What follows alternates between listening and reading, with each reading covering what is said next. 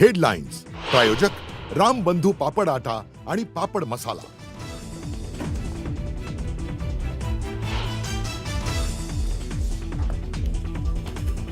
नीलम गोरेंनी दिलेला निर्णय राखून ठेवलाय। उपसभापती नीलम गोरेंनी फक्त निर्देश दिलेत। सभापती राम शिंदेंची माहिती। तर साताऱ्याच्या प्रकरणावरून पुन्हा विधान परिषदेमध्ये गोंधळ।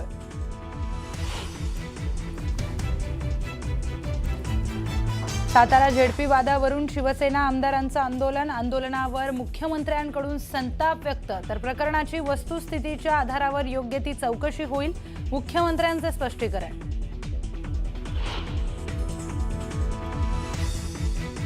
सातारा प्रकरणावरून विधान परिषदेमध्ये जोरदार खडाजंगी। शिवसेना आणि राष्ट्रवादीच्या मंत्र्यांनीही मार खाल्ला म्हणत परबांचा हल्लाबोल। तर आता सत्तेला लाथ मारून बाहेर पडा म्हणत परबांनी डिवचलं।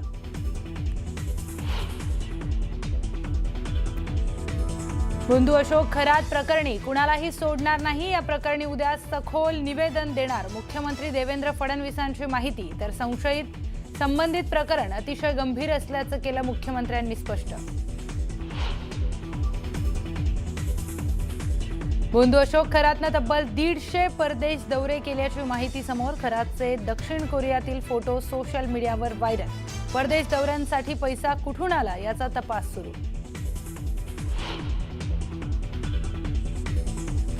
खरात प्रकरणामध्ये रुपाली चाकणकरांची एसआयटी मार्फत चौकशी होण्याची शक्यता। तर महिला आयोगाचं अध्यक्षपद गेल्यानंतर आता राष्ट्रवादी महिला प्रदेशाध्यक्षपदावरून देखील होऊ शकते गच्छंती। नागपूरमधील संघ मुख्यालयावर वंचित आणि काँग्रेसचा मोर्चा। हजारो कार्यकर्ते मोर्चामध्ये सहभागी। परिसरात कडेकोट बंदोबस्त।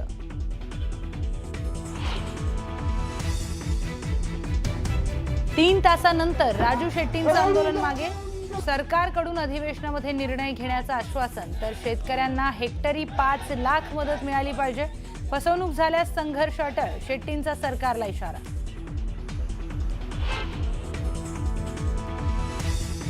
देशात इंधन तुटवडा निर्माण होणार नाही यासाठी प्रयत्न करू।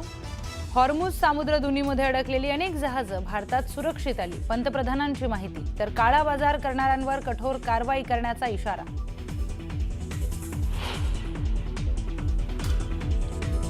पश्चिम आशियातील युद्धाचे परिणाम दीर्घकाळ दिसतील, आपल्याला यासाठी तयार राहावं लागेल, पंतप्रधान मोदींचं देशवासियांना आवाहन।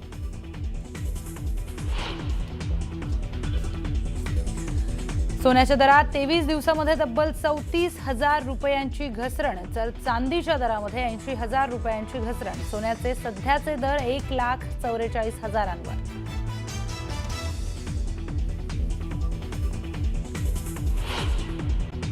पत्राच्या सुरुवातीलाच एक महत्त्वाची बातमी पाहूयात। सातारा जिल्हा परिषदेच्या निवडणुकीमध्ये झालेल्या राड्याचा वाद काही थांबण्याचं नाव घेत नाहीये। शंभूराज देसाईंच्या तक्रारीनंतर उपसभापती नीलम गोरेंनी सातारा जिल्हा पोलीस अधीक्षकांच्या निलंबनाचे आदेश दिले होते। मात्र हे आदेश देण्यात आले नसून हा निर्णय राखून ठेवलाय, अशी माहिती सभापती राम शिंदेंनी दिली आहे।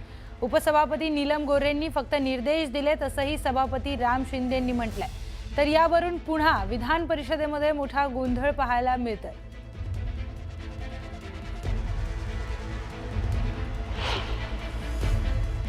माननीय विधिमंडळाचे नेते आणि मुख्यमंत्री महोदयांनी देखील खालच्या सभागृहामध्ये सखोल चौकशीचे आदेश पारित केलेले आहेत आणि दरम्यानच्या कालखंडामध्ये पीठासीन अधिकाऱ्यांनी देखील आपल्या बोलण्यामध्ये सांगितलंय की चौकशी करणं अपेक्षित होतं, परंतु सरकारने चौकशी केली नाही, तथापि मी असा निर्णय जाहीर करते असं देखील यामध्ये सांगण्यात आलं। त्यामुळे ही सगळी गोंधळाची परिस्थिती पाहता त्यामध्ये या चर्चेच्या अनुषंगाने आणि झालेल्या प्रकाराच्या अनुषंगाने जो रुलिंग देणं अपेक्षित आहे तर ते मी रुलिंग लवकरच देतो। ते रुलिंग मी राखून ठेवलंय आणि त्यामुळं ते रुलिंग राखून ठेवलेलं आहे, मी लवकरात लवकर त्याचं रुलिंग देईन। एक वेळेला चर्चा झाल्यानंतर रुलिंग दिल्यानंतर परत तुम्ही त्याचा रुलिंग देण्यासाठी निर्णय राखून ठेवता, याचा अर्थ त्याला वेगळा वास आहे। मग कालच्या झालेल्या घटनेला तुम्ही शिक्कामोर्तब करताय की सत्तेचा उपयोग करून आपण ज्या पद्धतीने काल केला, जो एसपी एका मंत्र्यांना या ठिकाणी मंत्र्यांना आपण उशिरा नाही, नाही, आले. सभापती महोदय.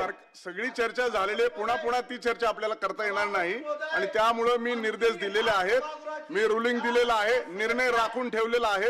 त्यामुळे झालेल्या प्रक्रियेच्या संदर्भामध्ये निर्णय राखून ठेवलेला आहे. योग्य वेळी तो निर्णय दिला जाईल. आता नेक्स्ट बिल निर्णय उपसभापतींनी दिला. या सगळ्या चर्चेच्या अनुषंगाने एकमेक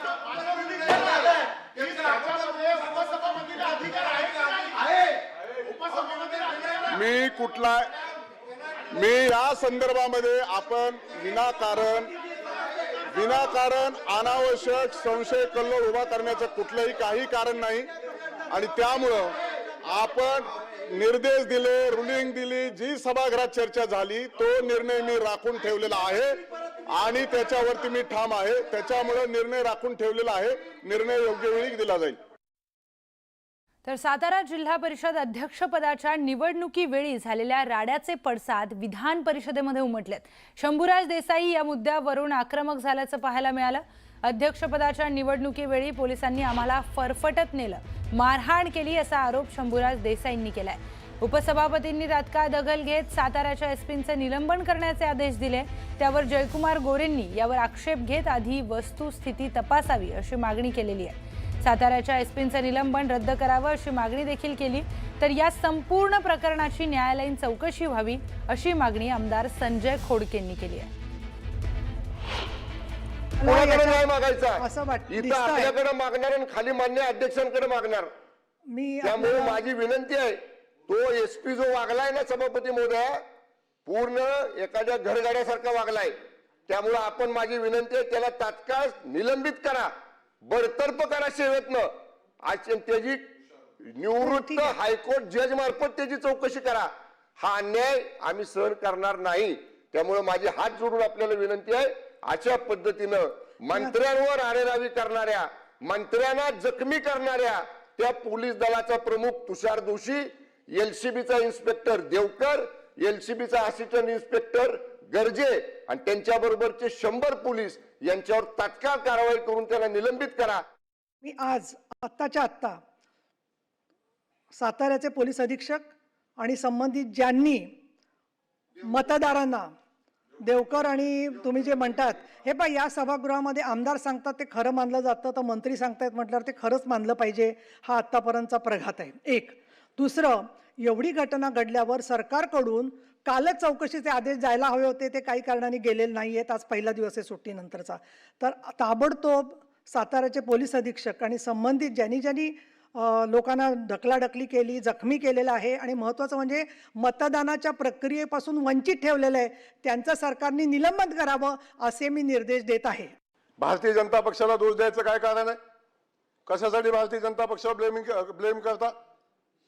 ही सगळी परिस्थिती सभापती महोदय जोपर्यंत सभागृहाच्या समोर येत नाही, त्याची चौकशी होत नाही, तोपर्यंत अशा पद्धतीची कारवाई करणं उचित नाही. या सगळ्या परिस्थितीमध्ये अशा पद्धतीची भूमिका घेणं योग्य नाही. आणि सभापती महोदय एक आहे, सभापती महोदय, या एसपीचं जे आपण निलंबन केलंय त्याला तातडीनं स्थगिती देण्याची आवश्यकता आहे. निवडणुकीची प्रक्रिया आहे, निवडणूक बघेल.